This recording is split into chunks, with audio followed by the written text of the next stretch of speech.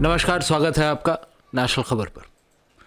कई बार लोग ऐसा बोलते हैं कि ओवैसी की जो ज़ुबान है वो हमेशा एक ही कौम के लिए खुलती है और उनकी बातों में कभी भी एक पूरे हिंदुस्तान की तदबीर नहीं दिखाई देती। बहुत गलत है ये,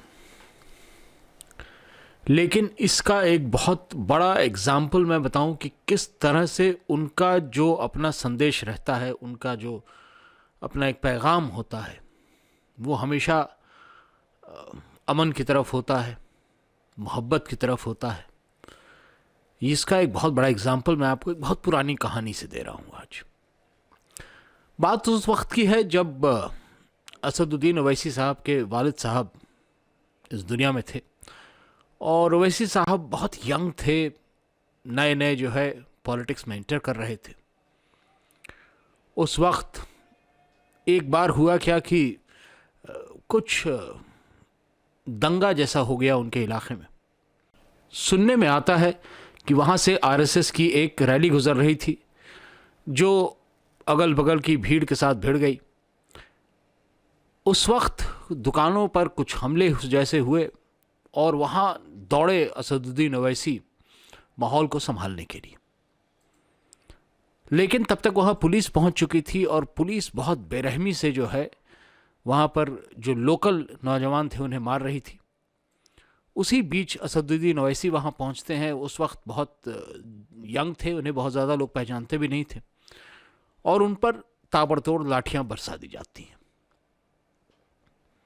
यहाँ तक कि एक पुलिस अफसर जो है वो उनकी तरफ बंदूक तान करके गोली भी चला देता है।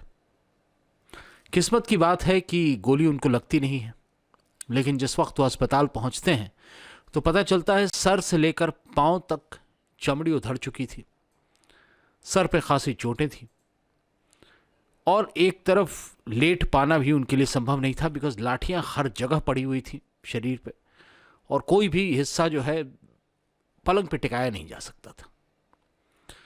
वैसे में उनके वालिद साहब अस्पताल पहुंचते हैं अगले रोज़ और उन्हें बोलते हैं कि नाटक बंद करो, घर चलो, नौजवान हो, लाठियां खाना जो है दस्तूर है, घर चला जाए। असदुद्दीन ओवैसी घर लौट के चले आते हैं। कुछ साल गुजर जाते हैं। उसके बाद वो अफसर जो इन पर गोली चलाया था वो लौट करके आता है। उसी इलाके में उसकी पोस्टिंग होती है। उस वक्त तक असदुद्दीन ओवैसी जो है वहाँ पर एक काफ़ी नामी नेता हो चुके हैं। वो आदमी मिलने इनसे घर आता है। असदुद्दीन ओवैसी उन्हें बैठाते हैं, चाय पिलाते हैं। असदुद्दीन ओवैसी बोलते हैं कि कोई मलाल नहीं है, आपने जो किया वो आपने किया, मेरा जो फ़र्ज़ है मैं कर रहा हूँ, आप मेरे घर आए हैं, मेहमान हैं, चाय पिलाना मेरा फ़र्ज़ है। उसके बाद जब वो चलने लगते हैं तो उनको बोलते हैं कभी आते वक्त इत्तला कर दीजिएगा, अगले दफ़े जब आ रहे हैं तो बिरयानी का इंतज़ाम करके रखेंगे। ये होता है जब आप एक ऐसे इंसान हो जो नफ़रत ज़दा न हो, जिसके दिल में नफ़रत सबसे ऊपर ना हो। वो इंसान एक गोली का जवाब भी एक बोली से देता है। वो अफसर सुनने में आया कि उसके बाद वहाँ से तब्दीली करवा करके अपनी चले गए। लेकिन ये किस्सा मैं इसलिए बता रहा हूँ आपको कि आप हमेशा इस बात को याद रखें कि बदला लेना, दूसरे को नीचा दिखाना, वक्त पड़ने पर जो आपसे अब नीचे हो गया है उसके कंधे पे पैर रख देना आसान काम होता है।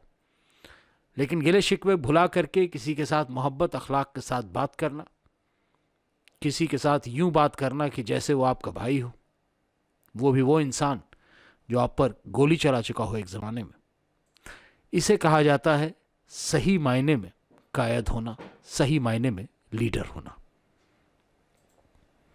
इस कहानी को याद रखिएगा, लोगों को सुनाइएगा और अगर हो सके तो इस वीडियो को शेयर कीजिएगा जिससे वो आके सुन सकें इस कहानी को। एक और इल्तिजा है आपसे कि अगर आपने चैनल अभी तक नहीं सब्सक्राइब किया है तो प्लीज़ चैनल ज़रूर सब्सक्राइब कीजिएगा। धन्यवाद।